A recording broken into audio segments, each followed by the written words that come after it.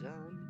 Can I just talk about how fucking annoying it is that every time I find a game I fucking want to play, it just I find out that it's just been played by fucking Manly Badass Hero like 3 weeks ago. It's so hard to find a game that's not played by fucking him. Don't get me wrong, I'm pretty chill with him. I like the dude, but also I'm, but also like it's very like I don't want to like sit here and copy what he fucking plays, you know? That tiny money, yep.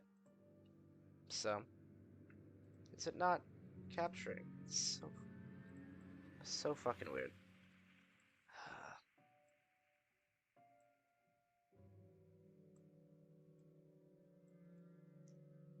There we go. That should work, I would think. And I'll have to just double check to make sure there's no stream issues as well. Some any settings I should change. Ooh, nice graphics. Is it voiced though is the real question. I assume not. But who knows? I sure as hell don't. Ah, the wind clawed at my window all night long. It wandered the fields and howled like a hungry beast. An endless song weaved from all sorts of voices, shrill and gentle, sneery, twined in the air. They were shouting and laughing and arguing about something. Someone was running through the snow while casting long shadows that would occasionally creep close to my bed. Our house had a mind of its own, the creaky old mind of a building that had seen a lot in its days, and it was seemingly trying to share its wisdom with the inhabitants. The lonely house faced the forest, and dark green thicket gazed upon its hollow eyes, rustling, whizzing, swaying back and forth. One could come out and stand on the edge of the forest to reassure themselves there was nobody behind the crooked trees. Fuzzy silhouettes swaying in the wind couldn't possibly do any harm. It's just a play of light and shadow. Just a play. I knew it was just my imagination. I was already 12 after all. Still. Yeah, I don't think I'm cutting off too much with my overlay. Yes, yeah. Hey, put away your book. How many times have I told you not to read at the table? It's bad for your health. Look at how slouched you are. Yes, okay, it's captioned correctly. Hide. Oh shit, it's a clicking visual novel, not just a read along. I didn't protest and I put the book about Conan the Barbarian aside. I was stuck on a line I couldn't understand after reading it 3 times anyway. Anya had already finished her breakfast and was mussening on some cookies. She was enthusiastic. She almost looked like your typical girl from commercials. You're not going anywhere until you finish all of it. I, on the other hand, was still trying to drink a hole in the plate with my eyes, as if it would make the porridge disappear. Hazy anxiousness welled up inside, all because of the previous sleepless nights, the black forest around our house, and the gloomy wind. The longer I waited, the colder the lumpy white substance became. It looked like a jellyfish from the Costio Odyssey. I love that show. I wonder how horrifying the bottom of the ocean is. For context, by the way, this game is originally in Russian as well. So that might be the problem with some of the translation stuff. Yeah, some of the cultural references I might not understand because I'm American. Or how cold the Black Forest is at night. The spoon fell out of my hand. Mom showered me with a cold glare from her green eyes. What did I just say? I'll get it.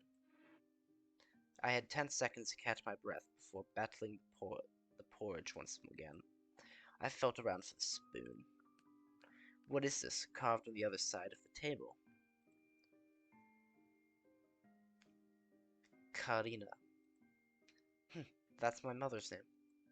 I guess she carved it out with something pointy when she was little. She sure was a rascal, damaging the furniture like that.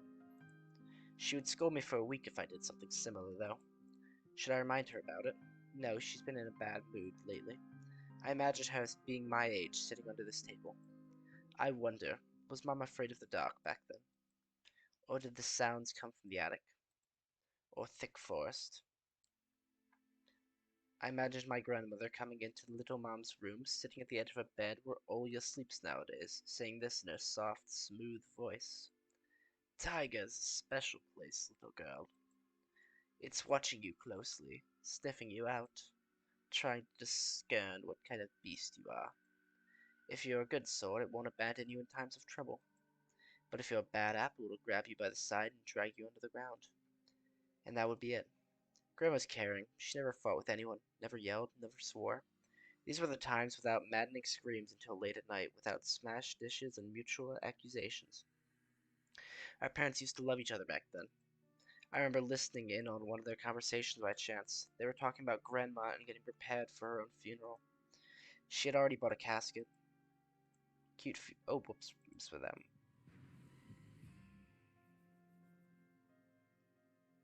Oh, she called it her cute funeral box. Thank you. It waited for its time in the closet patiently. Sorry, that threw me off guard how, like, absolutely visual that fucking, like, back thing is. I wasn't expecting it to be very visual. So, it was black, upholstered with meat colored material on the inside. I saw it when my grandmother was getting buried. The house didn't change since the time she was alive. Only all of the photos were gone. Glass-covered pictures with gray faces of my ancestors. They all had a dead. They all had been dead, but watchful look in their eyes. Oh, sorry. They all had a dead, but watchful look in their eyes. I crawled out from under the table. Olya was done with her cookies and was looking at my share like a sly little woodland creature. Olya, touch my cookies and you die. I turned my gaze towards the frosted window. There were a lot of dark pines outside, but they didn't grab my attention. The pattern of frost formed a picture on the glass.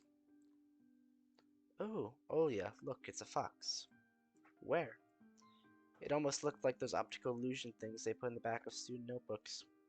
A mixture of lines at first glance, but if you blur your vision a little bit and look under a certain angle. Not outside, on the window. Look, here's the nose, and here's... Hey, eat up. Yes, yes, just a moment. I don't see anything. Hurry up, we don't got much time. Ah, there it is, but it still doesn't look like one. I'm telling you it does. Nuh-uh, it does. Stop it. These kids, I swear, that is very much true. They do tend to fight over random shit. So, now I couldn't see the fox either. It disappeared. Went away. Only the frosted patterns, similar to stretched out nettle leaves, kept creeping upon the glass. My dad entered the kitchen with long, measured steps. I want to have a beard like his when I grow up. You don't. Beards suck. Mom would always ask, jokingly, come on, shave it off, it stings. This was so long ago. Nowadays, rumbling doors and witty comebacks were an everyday occurrence. Olya always covers her ears whenever she hears something like, what's the point in all this? Through the wall. Sorry, my back hurt? It's all for your sake, Dad would reply, for the sake of our family.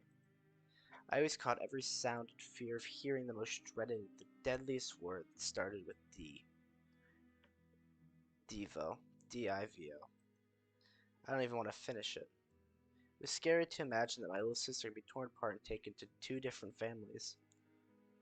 Divorce is a big worry. I was a fucking divorced child growing up, and it was not very fun. Well, it happened to me at a young age, so it didn't really affect me too much, and I didn't have a sibling either. But it can still affect people at older ages that had grown attached to their parents. I don't know, just a thought. Anyway, your fox is nothing. I have an owl on my window. You and your owl talk again. You said you believed me yesterday. Anyone see my car keys? I remember leaving them on the windsill. Right. Maybe you did, maybe not. You're a grown man, father of two, and still. Karina, please stop. Just let me get ready in peace. Your keys are in the basket along with the phone. Thank you very much. Anton, stop making a martyr out of yourself and finish eating already. And the owl? There is no owl. Ah, but there was one. It had giant, glowing eyes. Olia sprang up from the chair and placed her hands on her little face, imitating a pair of eyes the size of an apple each, with her fingers.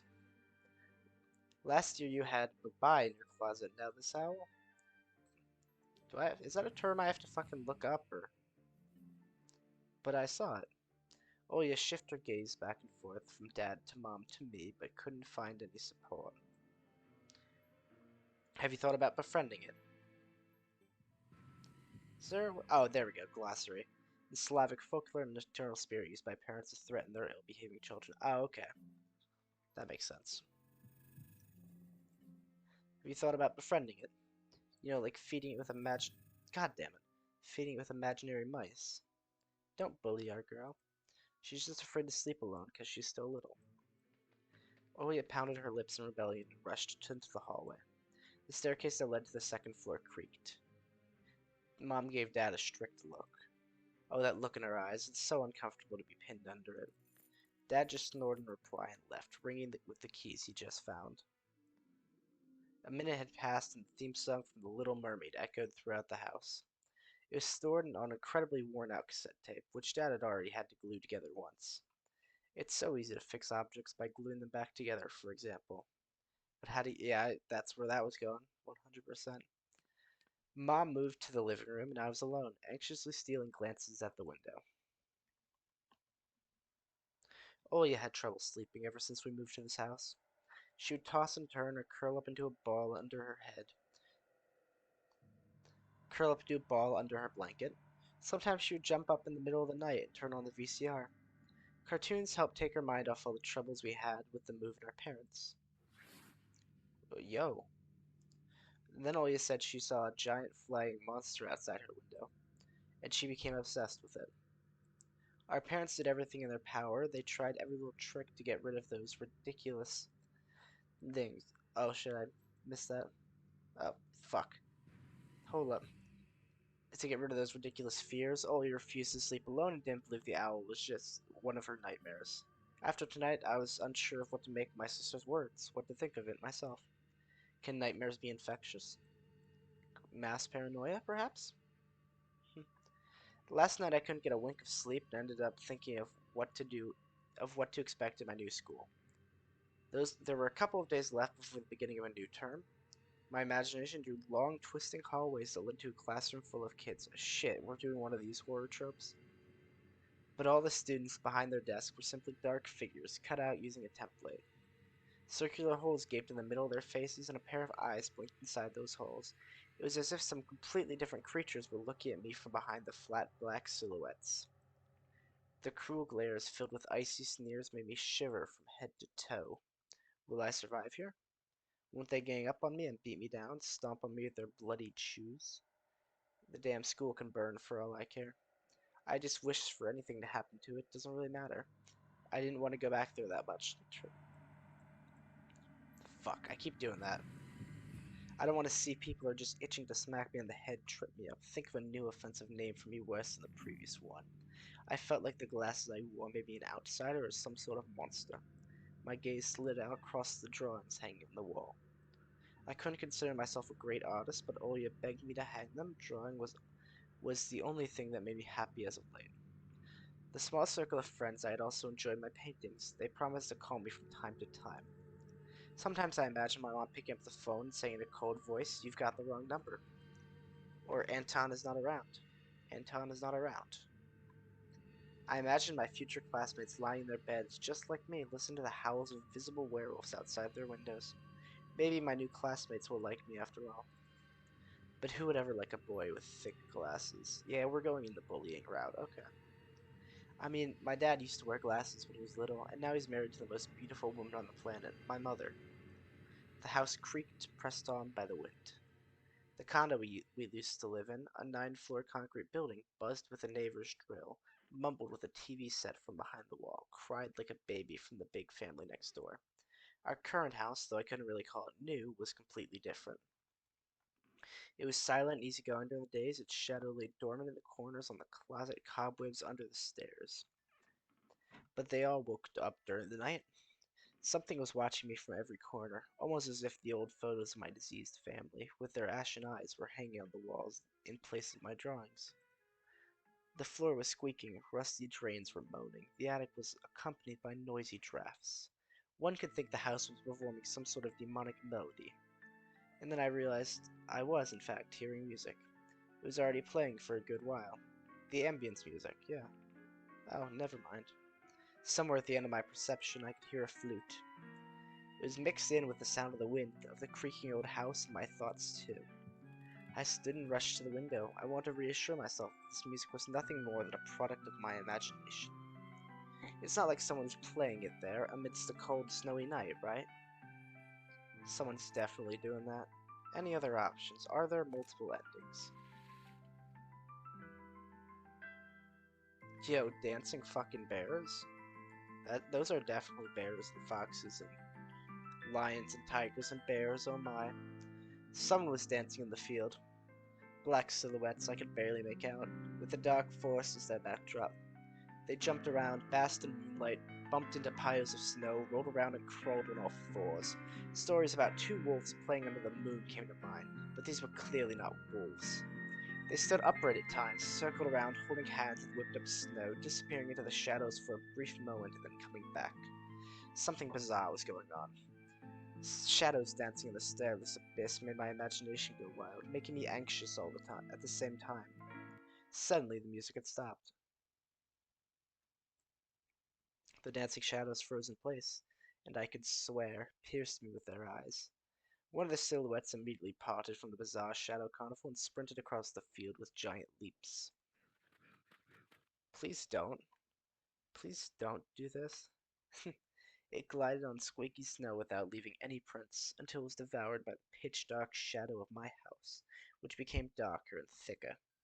My heart was jumping around like a bird inside a cage. I shut the curtains with a swift motion and stepped back towards the bed. They saw me.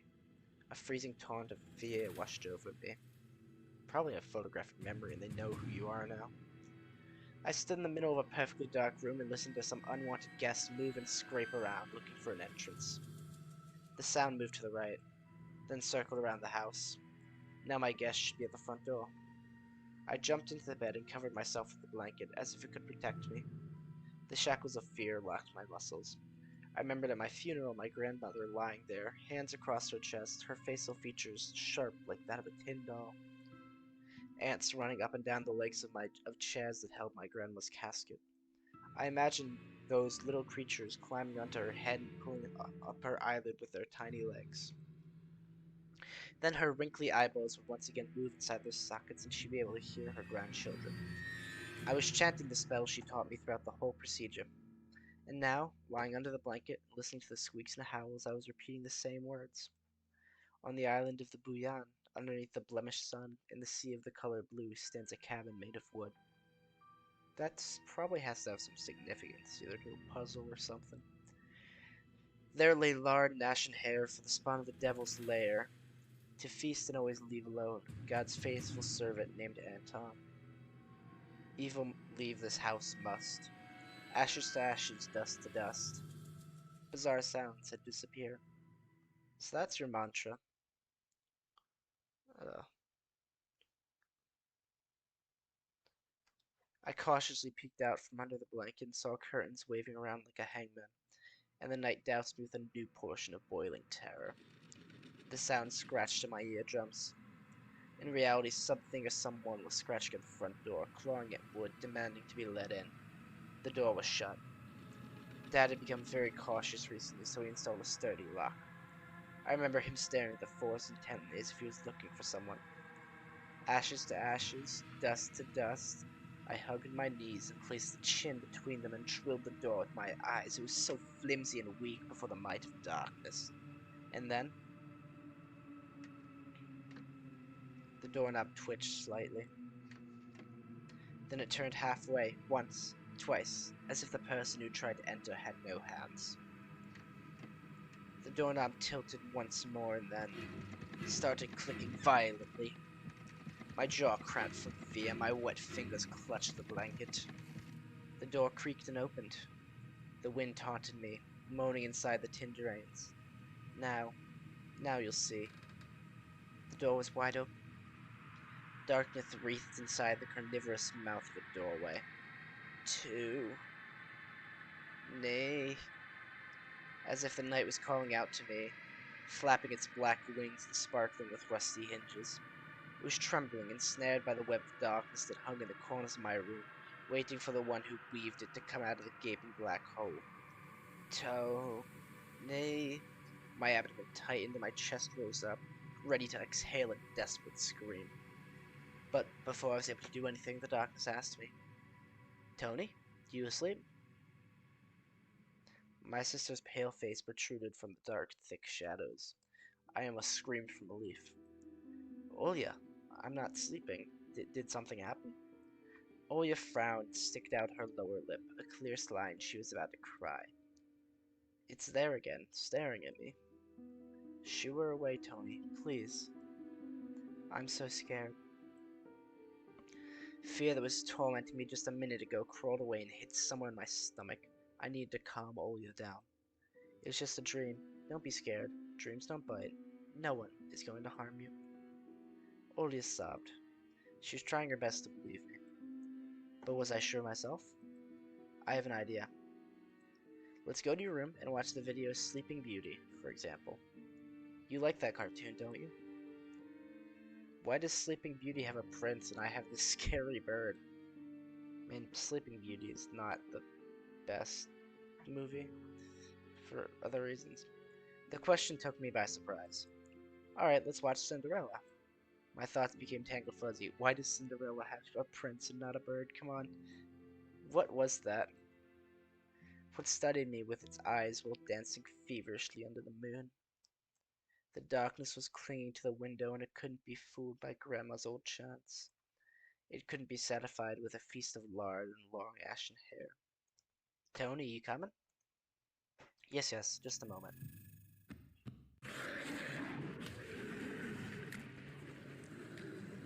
Shit.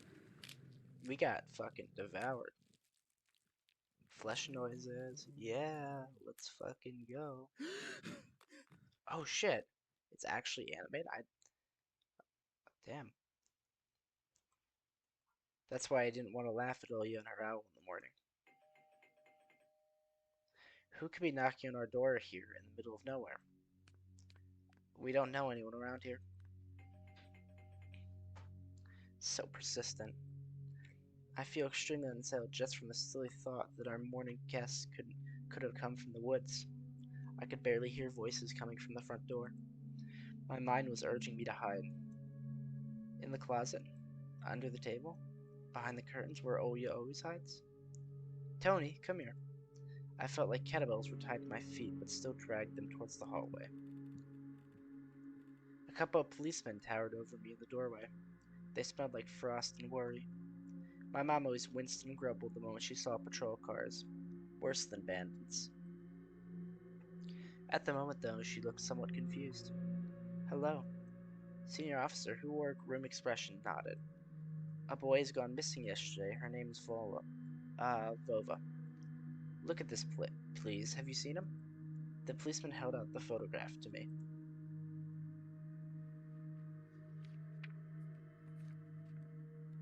He was a ginger boy around the age of elementary school, pictured with a wall carpet as the backdrop. He had a striped cat in his hands and wore a wide smile. No, I haven't. Are you sure? Look closely. Where would I see him? I don't know anyone here. I barely leave the house. Fuck, I missed a line. I missed 3 lines. Maybe you've seen him from the window. That's right, your windows look straight at the forest, don't they? The window. No, I haven't seen anything. I see. His voice was tired, but his stare long and heavy, was full of suspicion. I squirmed unwittingly under the weight of guilt which his giant shadow cast over me. The policeman finally tore his eyes from me and glanced over the hallway, the stairway, and the cracks in the ceiling, which I haven't noticed for some reason. How do you like your new place, by the way? Getting used to it? Bit by bit. It's just our little daughter misses the city a lot. Misses the city, huh? Have the locals been treating you well? Yes, everything's all right, thank you. The policeman pierced through me one more time with his gray eyes.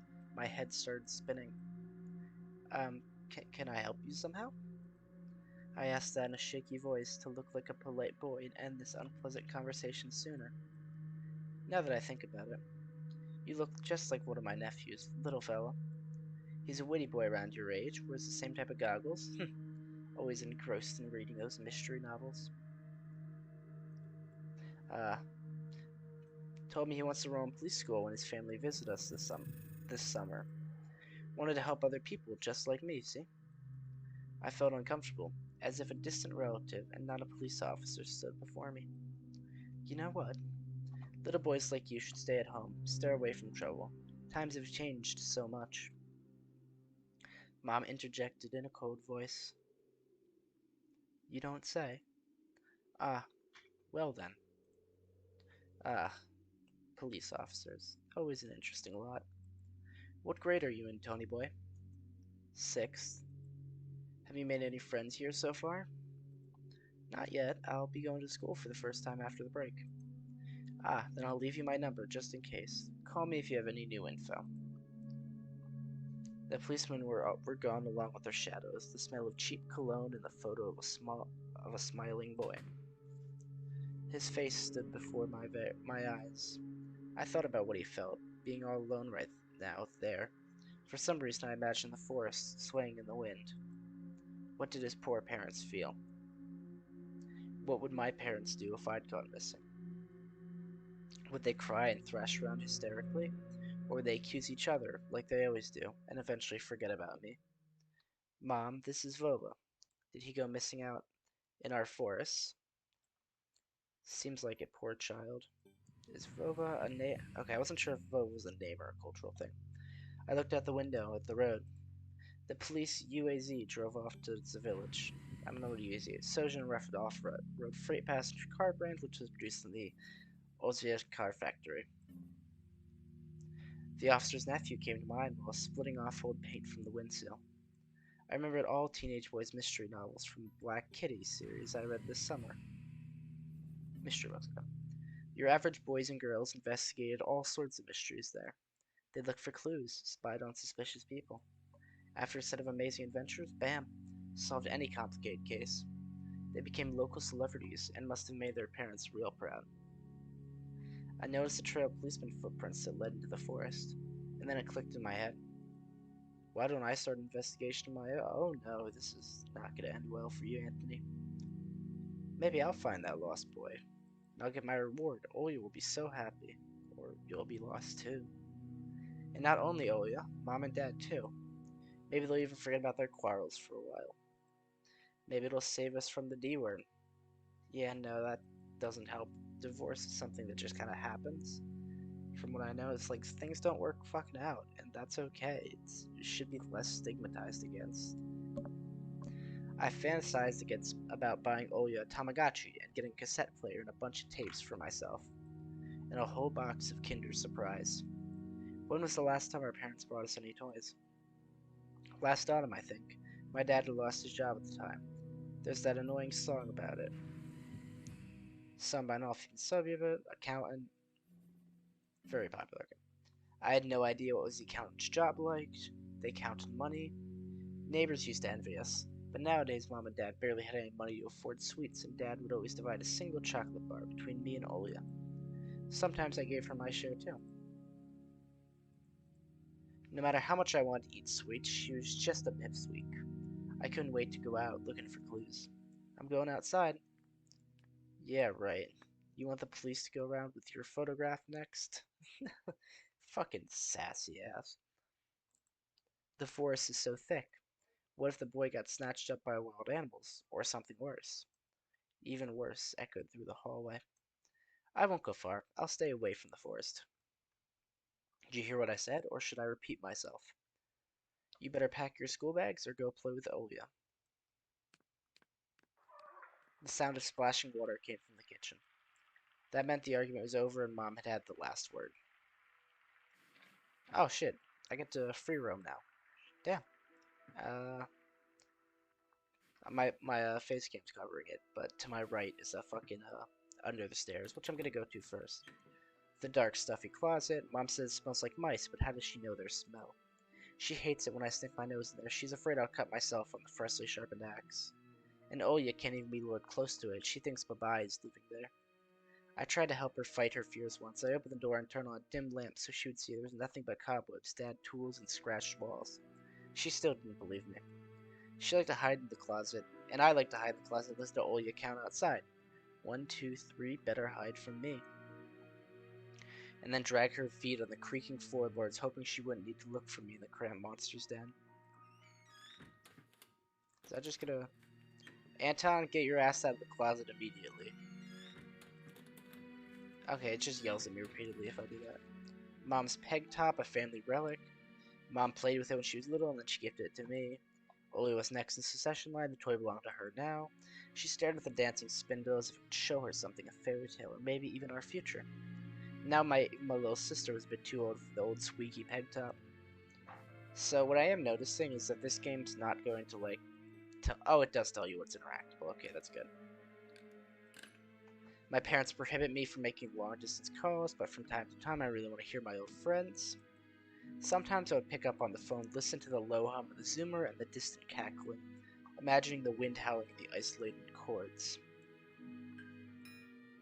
Across the scene, so many people come and go in the house.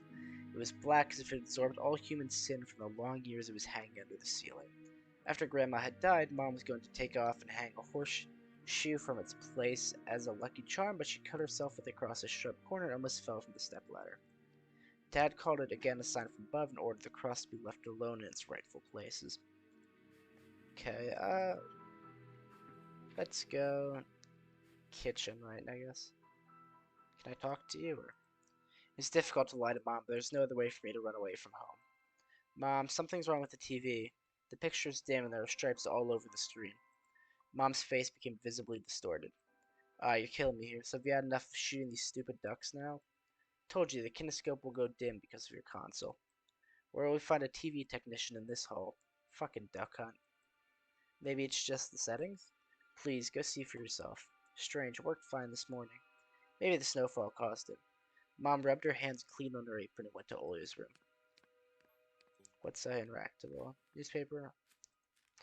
Decrepit and stained covered calendar was once my favorite form of entertainment in grandmother's house. I remember waking up watching the kitchen just so I could tear off yesterday's leaf first thing in the morning, as if the coming day would get lost in the taiga forest without my help. One day closer to New Year's, one day closer to Grandma's funeral. I haven't touched this calendar for years now. Since the time they started writing dark and spooky death chances that only made me gloomy instead of funny programs and superstitions to be exact. I grabbed a dusty calendar leaf with caution and tore it off effortlessly. Sadly, the spooky descriptions from my childhood were still there. 7 horses carry the log. If 7 can't carry, bring the 8th from a fairy. They would take it away and never come back. This is the fate the log cannot escape. I crumpled the gray leaf and threw it in the waste bin, hoping to get rid of the anxiousness that washed over me. It was spreading inside me like an ink stain on blotting paper. Aircom of Russia has declared the state of emergency due to adverse weather conditions. According to the weather forecast, the cyclone is moving towards the region. Expect heavy snowfall, blizzards, snow drifts on the road. Keep your eyes open and take care of yourself. Senior Lieutenant. Oh, that's the fucking guy from the fucking that's the police one. I took a peek at Mom's crossword. She'd get very angry when someone gave her advice, so me and Dad faked knowing the answer and being able to reveal it all the time. I smiled at that fleeting thought. Vertical 9 letters, the name of Philistine deity that protected them from viper bites and had a nickname Lord of the Flies. Second letter is E. I don't know. I'm gonna be real. Anything I can interact with? No. Grandma kept ice cream for me and Olya there, but now I can see meat bits for soup and clumped together palemi. Russian variety of dumplings, boiled unleavened noodles, bun mincemeat. One might call it Russian fast food. Alright. Grew to hate them already.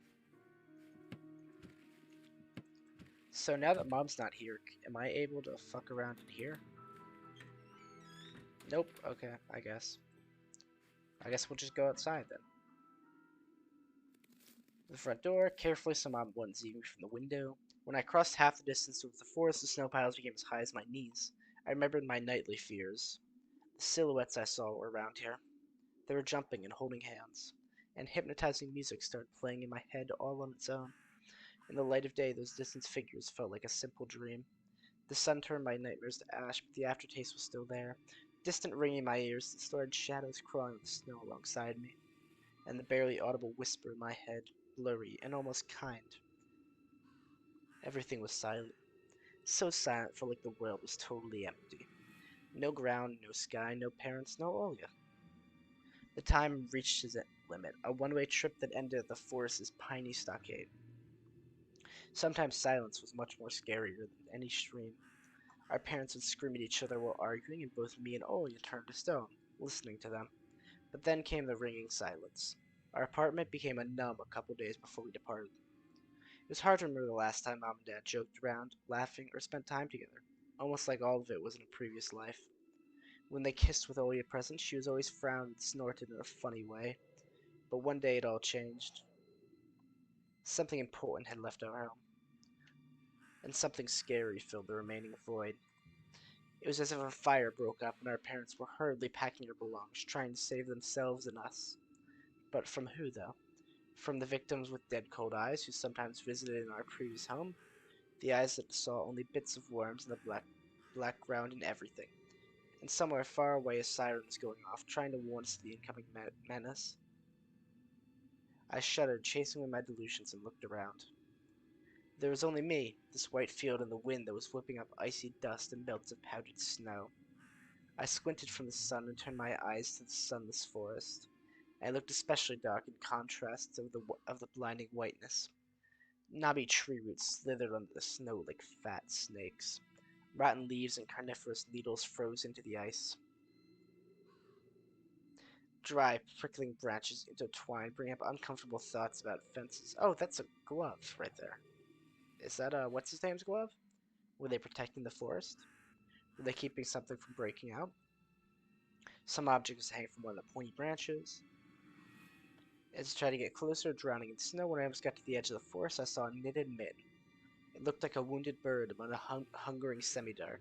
Should I take it to the police? The senior officer looked gloomy, but reminded me of Captain Casanova from my favorite show called The Street of Broken Lights. He was always very anxious, with a tired look in his eyes, but still very brave and strong. Will this mitten help them find the lost boy? Vova! I heard a distant shout, looked like it came from the river. Vova! As if the trees were calling out to someone. Vova resounded closer to me. There was someone standing there behind the trees, hiding. Okay, the game makes the sound for me myself. Thank you very much, game. I knew someone was looking for the lost boy, but still. There's something unsettling about that figure.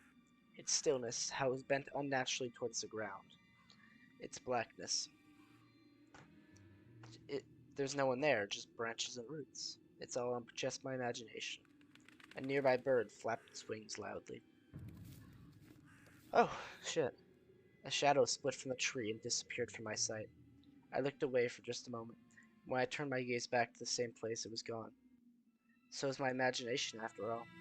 Silence reigned for a painfully long time.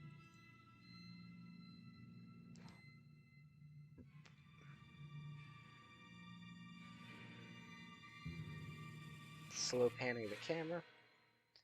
My muscles were tightly sprung. My heart was beating somewhere in my throat.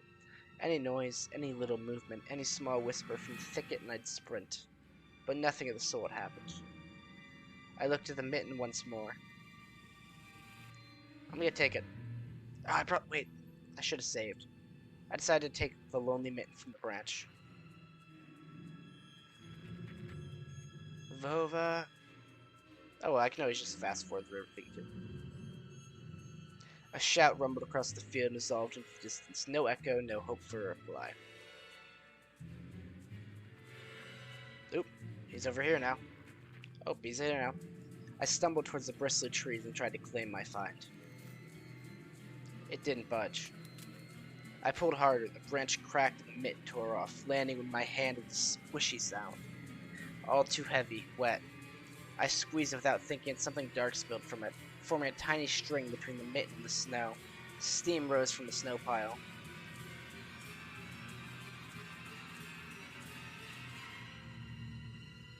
Oh, it was full of blood. I froze in place, studying my palms in disgust. Red. The sound of creaking branches invaded the silence. I didn't have to think twice before running away. Someone was chasing me from the darkness, breaking pine branches, closing the distance with giant leaps. Snow was slowing me down. Crazy thoughts flew through my mind. I'll get caught. They'll get me. I'll get dragged into the thicket. I'll be gone forever. There was one more voice, probably one of reason. It gave me strength, spurred me on. You can do it. Don't stop. I heard an animal roar behind me. So loud my ears went numb. It felt like the sound had come from a pack of hungry beasts rather than a single one. Their nostrils sucked in freezing cold air. They sensed my fear. Two giant wings flapped above my head. The enormous shadow flew over the clearing. A hoot, a wheeze. It's the fucking owl! The roars were coming from all directions now. From the dried up raspberry bush, from twisted pines, from under the windfall. Hurry, run, don't look back. I felt like a zone side nightmare. The snowy clearing became viscous like a quicksand. I was stuck in place. I pulled my leg from the mushy trap to be caught in a new one, even deeper than before. I continued to drown, sinking deeper and deeper with each desperate push. Was snow ever this sticky? I screamed in horror after realizing this wasn't snow. Someone or something in the snow pile was clutching my pants. I gathered all my strength and rushed forward. The pressure on my leg was gone. My boots slipped out of the hole. My soles were on a hard surface once again. I reached a clear path with one jump, and from there I ran to my house. Its gloomy facade didn't look threatening now. The house was my line of defense from the shadows that flapped their wings and the creatures that were hidden under the snow. I tripped over the doorstep and smashed into the door. In all my hurry, I still managed to notice the claw marks, as if a dog was striking the woods with his paws, demanding to be let in so it could escape the cold. I hadn't noticed these marks when I was leaving. The heartbeat in my ears was much louder than my surroundings. I couldn't hear whether someone was following me or not. What if they were already on our front yard and our mom had locked the door? Drowning in fear, I pulled on the doorknob and it obediently gave way. I rolled into the hallway and shut the door behind me. Porch planks creaked as my pursuers ascended the stairs. My fingers slipped off the lock, and I couldn't click it into place. I gritted my teeth and pulled hard on the iron knob, whipping it between the boards. I stared blankly at the door. Someone was standing on the other side of the pitiful, flimsy barrier that was probably less useful than blankets. Wheezing breath reached into the house and crashed at me in waves. It smelled pine and sweet. Mom peeked out of the kitchen and chastised me with the same frigid voice she always used when talking to Dad. What exactly didn't you understand when I told you never to slam the door? I didn't mean to. I snuck a glance at the door. The smell was gone, the breath was too. If there was some in the first place, of course. Here, mere 5 meters away from Mom. My fear was slowly weakening, melting like snow in spring, and with it the last bit of strength I had left my body too. My legs gave way. I propped myself up against the wall so I wouldn't fall over. Mom's expression had changed immediately. The cold mask of strictness and detachment was gone. Mom looked the same as before as all those quarrels. She saw my condition at last, my wet pants plastered with snow. Where have you been? What did I tell you, huh? I told you to stay home. Am I nothing to you too? I got afraid she would cry. I reached out to her like when I was very little and wanted her to cuddle me. But Mom regained her composure fast and put on her usual face. Her eyes shined like steel, her voice rang out. Your dad can't find his cigarettes. Be honest, did you snatch them? Were you smoking in secret? There was something chasing me, I thought. I stuttered as soon as I started explaining myself. Tears welled in my eyes. Mom leaned towards me and sniffed my clothes like a beast, searching for the smell of tobacco. Then she squinted her eyes in suspicion and looked into the front yard. Her expression changed in an instant. She covered her mouth with her hand. Look over there, at the fence. My heart started thumping as if I had become prey once more. My pursuers were following me in the field. I could swear I've heard something scratch at the door, just like in my nightmare. Mom beckoned with me with her finger, and I gathered all my remaining bravery to look in the kitchen window, facing my fears. Barely discerned some hairy silhouettes swimming in the snow through the icy winter patterns on the glass. Dogs. Just a small pack of strays with no name and no owner, barely reminding of the hungry monsters that live on the edge of the forest. Oh boy, were you scared of them? I think they'd rather be scared of you, Anton. They were chasing me, like a bunny. And what if they're rabid? The smile had slowly disappeared from Mom's face. Now she looked at the dogs as if it was her first time seeing them. What if they attack Olya? Mom, I wish your dad could just shoot them all. Mom, look, they're alive. Huh? What? Are they your friend or foe after all? Make up your mind. You're not a little kid already. Mom sighed in arrogance and felt so bitter that I bit my lower lip and fixed my gaze on the cobweb-ridden corner. Well, some detective I am. In reality, I wasn't risking my life among monsters, but rather my pants among a pack of stupid strays. And what for? What use do I have for this? Mitten. Of course. A dark and sticky mitten that belonged to the lost boy who made a squishy sound in my hand. Seems like I was clutching it the whole time. That's my trump card as a detective. I hurried to present this clue to my mom. Mom, look, this is You're holding a bloody mitten is gonna be a hella sussy, man. That boy the police was asking about in the morning. It's drenched in blood. I found it hanging on a tree. I can show where. Let's call the police like the officer told us to. Mom, look. Ew. The shadow of doubt slowly crept onto Mom's contoured face, as if she was trying to remember something distant, like someone tries to remember their dream, but the images slip away. Stop at this moment. Olya will go insane if she hears you. She already has trouble sleeping and whines all the time, and you joke around like this. The moment I realized the mitten was actually wet from snow, there was no blood whatsoever. I wanted to sink through the floor from embarrassment. Come here, my boy, cried Wolf. Oh, don't just stand there. Come take your pills. A golden-colored pill, reminiscent of a dead wasp, fell into my palm. I already took one during the breakfast. Don't talk over me. I told you to stay home, and Dad would have given you a good whipping for that. Come on, take it or you won't be able to sleep at night and you have school tomorrow. I had to swallow the bitter medication, drinking it down with similarly awful water that gave off a taste of chlorine. Maybe it wasn't Vogel's mitten. So pills, what for? Probably mental health pills. Maybe it wasn't a mitten after at all, just like the forest monsters. And Olya's owl. Am I going mad? What's happening to me? Oh, fuzzy. Either a pill had an immediate effect or my overexerted brain didn't let fear inside anymore. Serenity washed over me, bringing yawny indifference along with it. Anton, you done? See, you can do it when you try. Take off your coat. Are you asleep? No, Mom, I was just thinking. About what, I wonder? It was just something silly. Mom scrutinized me with suspicious eyes, as if she wasn't sure it's looking at her own son and not some doppelganger that came from the forest. Is everything alright? You had the exact same expression when the policeman asked you about the window. I'm alright, Mom. She heaved a deep sigh. Fine. It seemed like the house had changed. The sofa's fabric had become discolored. Fingerprints appeared on bathroom tiles. Light bulbs also felt different, dimmer, and yellower. Even the saliva inside my mouth had a different taste. The melody from Aladdin could be heard from the upper floors. Olya was done rewatching her favorite Little Mermaid episodes and switched to the other tapes. Give me 1 second to catch my breath. I slowly changed my home clothes, stopped before the sink, and studied my reflection in the mirror, like I was trying to solve one of those spot the different puzzles. And then I went upstairs. Jafar's and Lago's voices died down. I watched past Olya's bedroom and slipped into my own.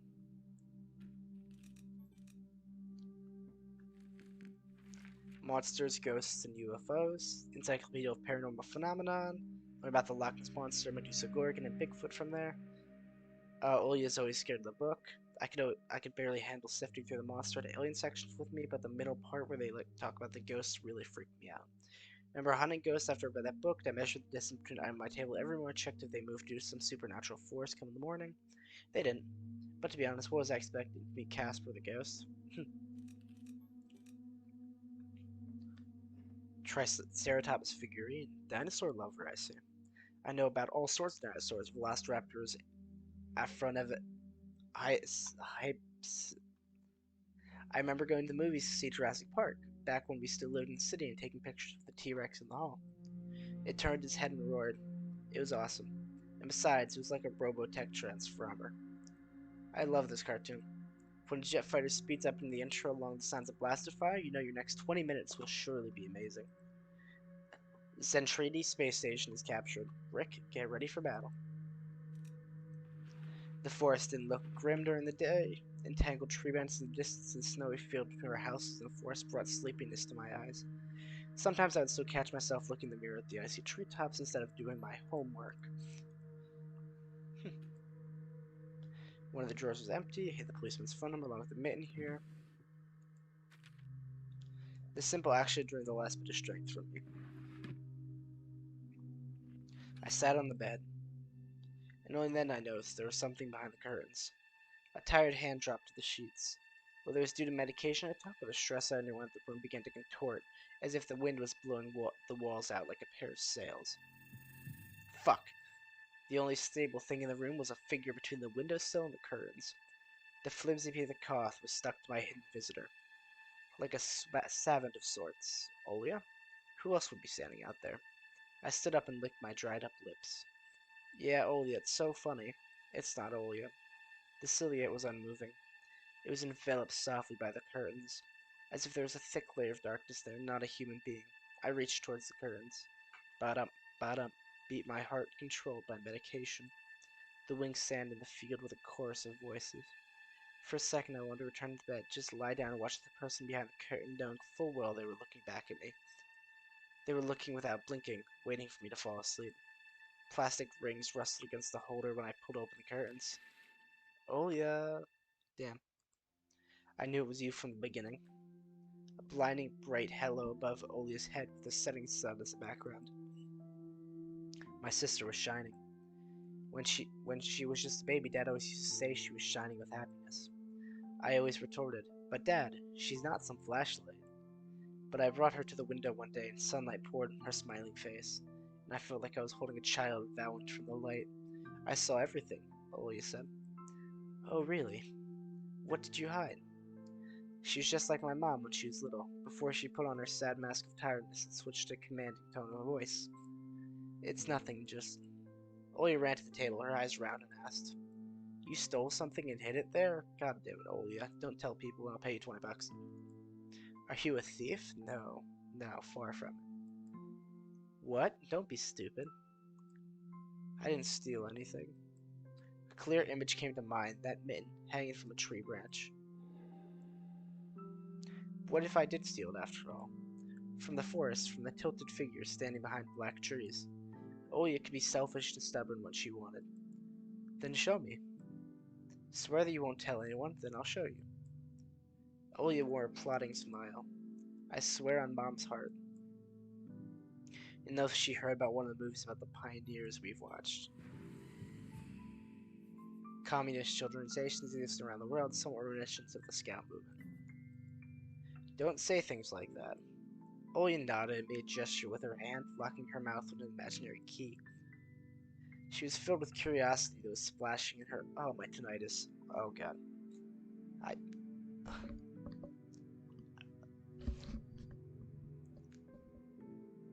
Is that my tinnitus?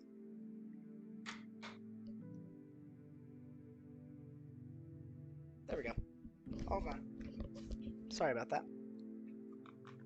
She is filled with curiosity that splashed in her giant eyes. I opened the drawer and Olia leaned in, holding her breath. It looked like there was not just a simple mitten, but some sort of exotic creature. Is this someone's mitten? She said that as if she couldn't understand what she saw. A certain boy lost it and got lost himself. Now do you understand how dangerous it is for us kids to wander in the forest, right? He must be really cold out there. Will they find him? They will. The police is going house to house, showing his photo to everyone. Olia traversed the room with care and pressed her tiny palms against the window. And why are they going house to house, not the forest? Are they scared? The question caught me off guard. The police aren't scared of anything. Yeah, right, flashed in my clouded mind. Did they really check every nook and cranny, where darkness, cold, and whispers of icy branches dwell? If that's the case, how did they miss the mitten? Did it appear later, for me? I changed the topic, as if I was trying to get Olia as far away from possible from the forest thicket. May I get a reward if I go find this boy myself? A lot of stuff, like in Field of Wonders. Sounds cool, right? Olia wasn't listening to me. She was piercing the forest with incredibly adult eyes, uncharacteristic for her. What if the owl got him? Nonsense, an owl wouldn't be able to lift a human. But you know what? I was picking my words with utmost care. I forced them out of my overexerted brain. Stay away from the forest. I think it's, how should I put it? It's cursed or something. Just like in a fairy tale? No, not like that. More like in the spooky tape Mom and Dad are hiding from us. It's definitely a porno, not a spooky tape. They're 100% hiding a porno.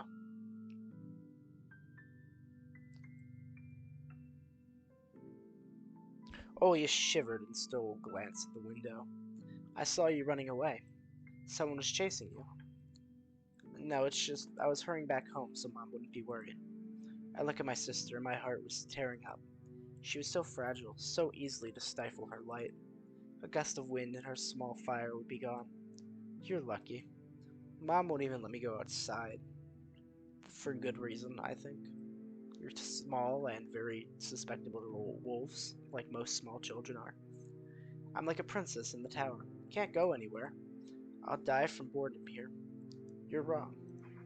No one has ever died of boredom. And you have me in your cartoons, and Mom and Dad will be good to each other soon. You know, I would wish for my next birthday. I'd wish for Mom and Dad to turn to children so we could go and play together. Like we... Aww. Aww. I don't have a heart, but still. Yeah, if you make them as small as bugs, we could place them in a little box. Oya giggled and tugged at my sleeves. Tony, let's go watch Aladdin. Fatigue won over my desire to be with my little sister. I was washed over by some sort of heinous apathy. I'm too tired. I don't want to. Come on. It's so boring alone. Mom's always busy. We can pick a cartoon you haven't seen before. I know all our tapes by heart at this point. Damn, Anton. Not all of them. You haven't watched Peter Pan. Remember I used to fall asleep in the middle of it? Come on, let's go, let's go. Maybe a little bit later. Should I tell you how it ends? Let's leave that for tomorrow. I won't tell you tomorrow. I know it. Let's play hide and seek. No, Olia. Then draw me a dino. Olia has demands that she wants, and she's not stop until she gets them. Olia, please. Draw it, draw it. Will you leave me alone already? I blurted it out without thinking, and then I was immediately taken aback.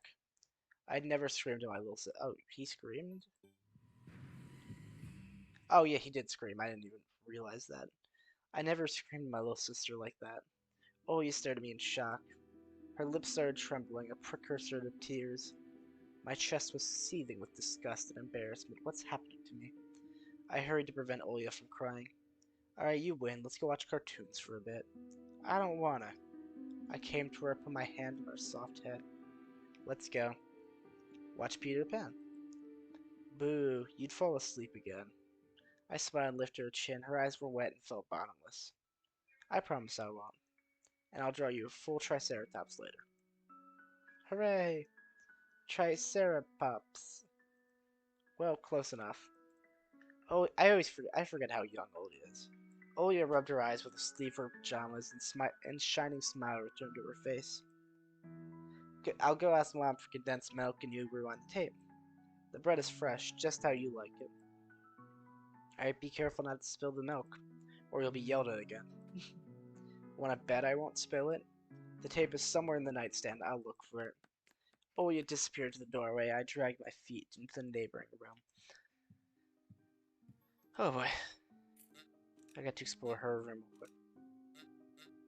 They make noises! Yo, they make noises, guys. I love that. A piggy bank. Olia is saving some money for a real poppy, because Dad said that taking care of him will take a lot of money. Aww. Too bad I don't have a coin on me. Olia's countless toys. An old teddy bear is the main attraction here. Olia doesn't sleep without it, and she digs her nose into its fur when she sleeps. The scary window where Olia sees that accursed owl every night lurking in the dark. Olia keeps curtains open during the day, but as soon as twilight comes, she shuts them tight so she won't see a pair of hungry eyes outside. Anything else in here? Nothing important. The old photon TV was gathering dust in the corner. All that was left was clicking on the button in the front panel. Let's go. TV on. The tube warmed up and familiar white noise started dancing on the black screen. I almost reached out to... There's a dark tag of force like the one outside my window. The picture split the screen in half. Something creepy resembling human speech was coming out of the speaker. I was about to translate that when I realized it's in Russian and I don't speak that language. Just a few minutes later, the scenery was again overshadowed by noise. No. Oh, I accidentally hit the X button. Did it catch some rogue single? Local TV station. This is gonna bother me if I don't do that. Only showed Soviet cartoons, and even then it was pretty rare. And I always used to watch Robotech before school. It was so awesome. Maybe I should tinker with the antenna. What if I can catch this channel again? On the other hand, Olia had asked me only to find the tape. It would be nice to disappoint her. But in my sleepy state, I don't have the strength to do all of it. I'm gonna set the TV. Be a little fucking detective. The picture finally cleared up. The moment I rejoiced to find that weird signal again, the TV started coughing, a voice barely coming through the cacophony. He was often seen, at the moment when small snowy hills were lining the screen, pierced with rickety crosses, and a male voice was narrating with a slow, mournful voice. It was pitch dark night at the cemetery. In that fateful dark time, little Senya met her fate at the face of a monstrous thicket dweller. The locals called him none other than the Forest Master. I froze and did my best not to move, as if by doing that I could scare away the narrator. I listened closely to his every word. The beast dealt with the helpless girl in a masterful manner. The carrot panel of snow with something black spilled all over it, looking for ragged pieces of cloth that were thrown all over the place. I don't want to think of whether Senya's remains were wrapped in there, so I shut my eyes without thinking. What is that? The voice continued. Wolves are rare guests in these parts. Here's what Tamara, the old woman that lives in the nearby crypt, had to say. She lives in the crypt? Huh? That's a weird place to live. Close-up shot of the face of an old home... that makes sense. Weary from life and alcohol abuse rattled on the screen. Yes, such fearsome beastie it is, worse than the rising dead. The old woman splattered saliva all over the rectangular mic. Bunny. And the stink, it's like... The rest of her comparison was swallowed up by the sound of a horn. I never felt anything like that. It was just standing there, yes, right where you stand, boyo and pierced me with its eyes, right in the middle of the day. It was so huge, that one, with glassy eyes. Obscenities were covered by another beep. You know, they say if this demon lays its eyes on you, it'll snatch you, put you in its bag, and you're done. But he won't touch me. Likes me, it seems. So they even call me the Devil's Wench. And it's definitely true. The carnivorous monster will not touch those who fell to the level of the forest beasts, going for innocent child's blood instead. Master of the Forest presence is felt more and more on the outskirts of our country. Torn between believing it was said and shrugging away, I decided to record the remaining part of the documentary for some reason. I quickly grabbed the tape that was on top of the TV and put it in the VCR without even looking at the cover. I pressed record, turned on the sound up, and paid attention to the slipping signal. It's not called the Forest Master for nothing. All the animals obey it, be they hairy or feathery. They're all precursors for its appearance. If you hear owls in the distance, then it's most likely it already knows where you live. If you find animal prints all over your doorstep, the birds watching you from the trees, you'd better hide. It's already coming for you. And if you wake up at night and see a pair of eyes in your window, then soon, soon, soon. Tracks on repeat, damn it. Soon.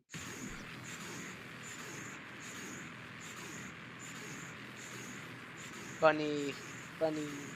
TV suddenly went mad and looped the last words over and over, piercing my ears. Teeth eyes, teeth eyes.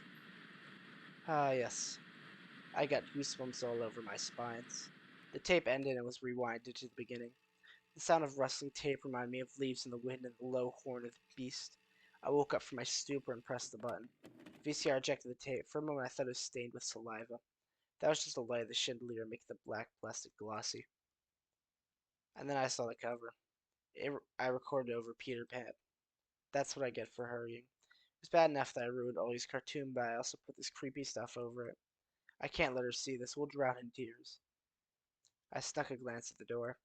I could hear the clatter of glass and squeaky floorboards. Ollie appeared in the doorway. Oh, you haven't started without me, have you? My sister brought the tray with unevenly cut bread and a whole can of condensed milk. No. I was looking for the tape. Do you really want to watch Peter Pan? I do. Turn it on already. Mom will come watch her Brazilian drama soon. Oh no. Come on, think, Flake Detective. I don't know, didn't like Peter Pan. Maybe I should watch The Little Mermaid instead. I've already seen it so many times. And you promised me. She's so stubborn. Man, we're a fucking dick. I know, let's watch a couple of Teenage Mutant Ninja Turtles first, deal? Olia frowned, but ultimately gave up. She put down the tray and crossed her hands on her chest. Yeah, we're a fucking dick. If you want it so much. Can you open the milk can? I'm afraid I'll cut myself with the sharp edges. As soon as I stood up, colorful dots popped up before my eyes, and my sore legs were pierced by thousands of needles. Only when I reached the sofa I realized the can was already open. Oya had played a trick on me, played me for a fool. My stomach became heavy. I wanted to rush towards the TV, but my little sister was faster. She picked up the remote and proclaimed a victorious tone. Gotcha. We're gonna... As the remote's master, I command you to watch Peter Pan. We're traumatizing this fucking child. VCR had already eaten the accursed tape. She'll play it and then... Black crosses on unnamed graves, empty crypts, bloody scraps on the snow, and insane's devil's wench. I'd better tell the truth. Olia, stop. I erased the end of your tape by accident. I'll trade it with you for 2 of mine. What do you mean? You couldn't erase it. Me and Dad had broken off all those plastic pins with a screwdriver. You can't record anything over my cartoons now. My little sister pressed the triangular play button on the remote, squeezing the inside, waiting the truth of the out-of-voice narrator. But I saw the duel between Peter Pan and Captain Hook instead. Silent relief. Fun fact about me, if you're ever interested in me as a person, I've never actually watched Peter Pan. I've never fucking watched it at all. I've never been into it. I don't even know the fucking plot. All I know is Peter kind of kidnaps kids. I sighed in relief.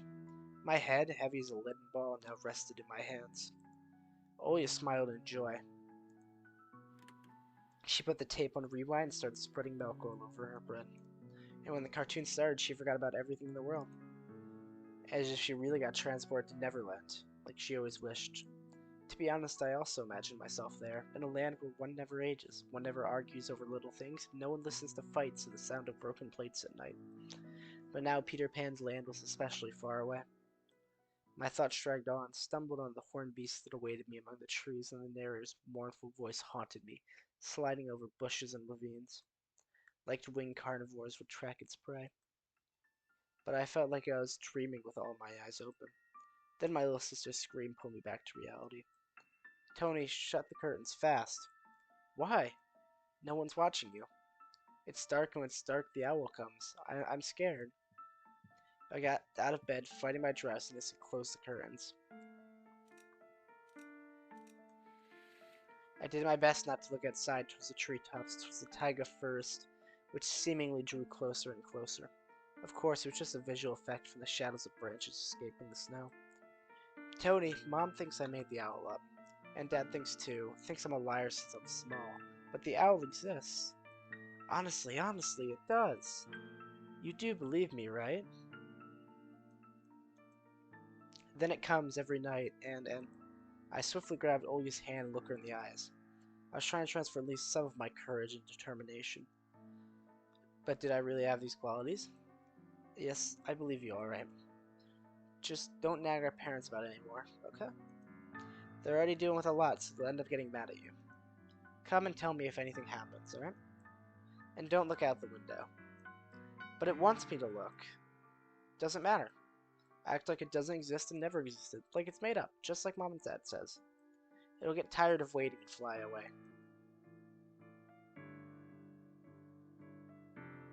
This kid's getting kidnapped. It was madness, but after everything that happened recently, I was more and more inclined to believe Olya's owl existed.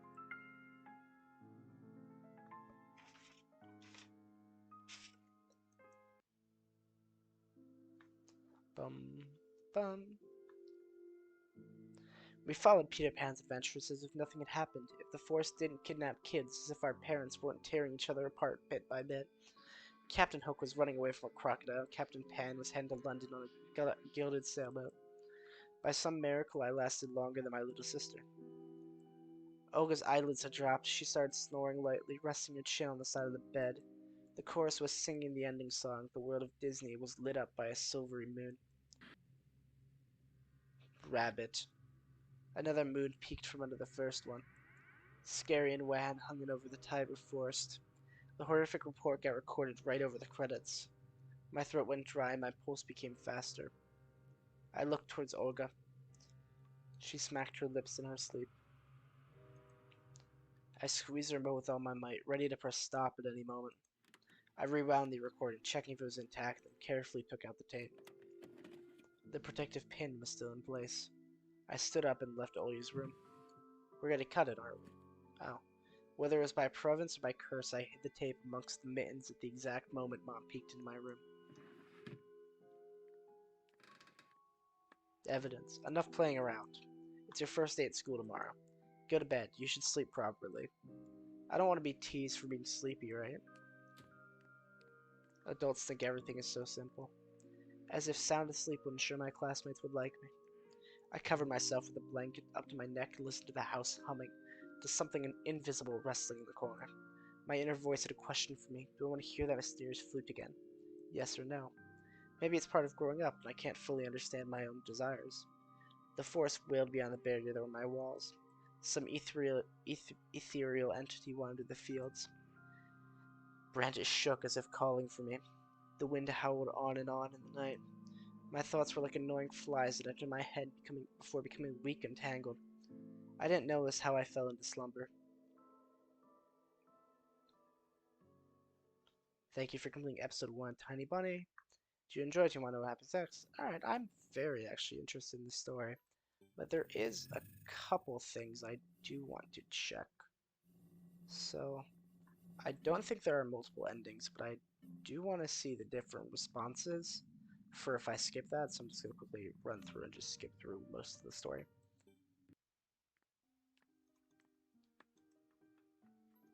Skip. Skip, skip, skip, skip, skip, skip, skip. I also want to see what happens if I don't actually, like, do the fucking, if I don't actually, like, take a lot of required items. Like, the fucking, case thing from the door. Can I just leave? Whippy if you take a single step outside that door. So I gotta lie to my mother real quick. Average things, you know. Turn back. Can I just leave? Oh, I can just leave without picking it up? Okay, neat. I want to get to, this section here. Yes, run away. A lump of snow fell from the branch. I slowly backed away from my finding. The moment trap would spring and the mouse would get caught. Someone walked on ice behind me close. My inner voice whispered, "Save yourself, run." My nerves got the better of me. I ran, burying my head in my shoulders. Someone's chasing me from the darkness, breaking pine branches, leads to giant leaps. Okay, I've read all this, so yeah. I sat on the bed. Someone behind the curtains. Oh, this is Olga. I just want to see if there's anything like too different, because I have it set so any new dialogue will just stop the fast forward. Why are they going to these houses and not the forest? Are they scared? Police aren't scared of anything. Change the topic. Field of Wonders. Characteristic for with the algorithm nonsense I will yell to human. Spooky tape our parents hid from us. Sherburne stole guns to the window. Tear apart fragile staff of light gets to win. Die of boredom. And this is the part where I yell at her. Yeah.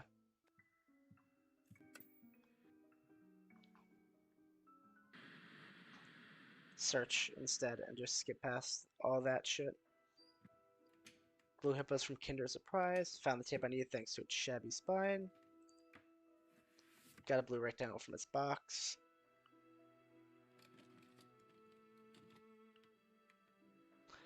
Decided Russell morning. This Russell was lulling in sleep. Olia flying by the forest, tumbling in soft clouds, laughing from more force with each passing second. Notice the clouds underneath us part, bearing the brindley pine tops. Swampy darkness slipped among the trees. The wings are no longer able to hold us up. And Olia, haven't you started without me? No, come sit. They're arguing again. They're going through rough times. Rough times are lame. Yeah. On the screen, Wendy was hiding Peter's shadow in the dresser. Olia was entertained by the cartoonish dog Nana. Maybe Mom and Dad will buy us a dog, too. Yeah, right. I have my own dog in the Netherland, and a cat and a parrot. Olga smeared a piece of bread with a thick layer of condensed milk and handed it to me. Have you lost all your baby teeth? Obviously. Olga frowned deep in thought. Peter Pan has baby teeth. What if they let you go this lane with adult teeth? We'll think of something. We'll ask your dad to alter your age in the passport. Why would Dad forge documents? Olga took a bite from the sandwich and started talking with her mouth full. He will. I heard Mom they would do it before. You'll grow ears as big as Dumbo's. Oh, you got word and touched your ear. I smiled to myself. My little sister was silent now, just devouring bread, watching the adventures of Peter Pan, as she got stuck into the fairy tale Neverland. To be honest, I also imagined myself there, a land where one never ages. No, yeah. Tony, shut the curtains. Yes, this one.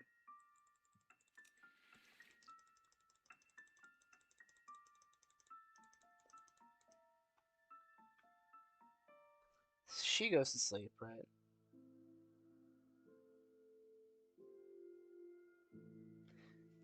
The forced to kidnap kids. Mom peeked into my room. Enough playing around. Like me, blah blah blah. Yes, no.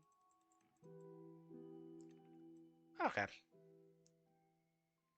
So as far as I can gather, there's not too much variation within the stuff. Like, it's not objectively fucking, like, extremely different, but it's also not, like, extremely the same. Because there are differences within them. Nothing too collectively bad. I think one's just, oh, you're focusing more on the familial relationships, whereas the other one you're focusing more on his own development, because they did mention that he does take pills for something, which they never specified what, and I don't want to assume, but that means a lot. I'm not sure if they released chapter 2 yet. Let me check real quick. Oh, I just don't have access to view it. Okay, that's fun. I'm glad your links don't work. But other than that, that's been Rebuild Bunny. Or not, I don't know. They named the file type Rebuild Bunny. It's Tiny Money, that's it. It's a very interesting game and definitely something I will probably check out when it fully comes like out. So, because I am very interested in where Anthony and Olva's story goes and learning more about them, because they did mention the communists and the forging of documents, so that might actually come into play. And I love Cold War shit. That's part of the reason why I loved, what the fuck was it? Off the top of my head.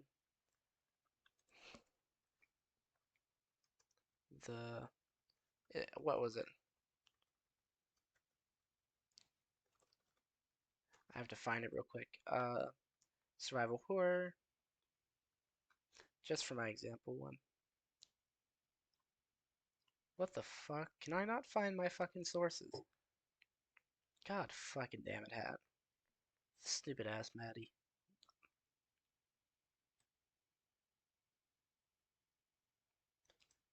Favorites, Fred's Rays, Fishing Game, MK Online Multiplayer, Psycho Horror, The Beast Inside, because it very much touched on that internal aspect as well, and I feel like everything kind of symbolizes on what Anthony is like going through and his own like stuff.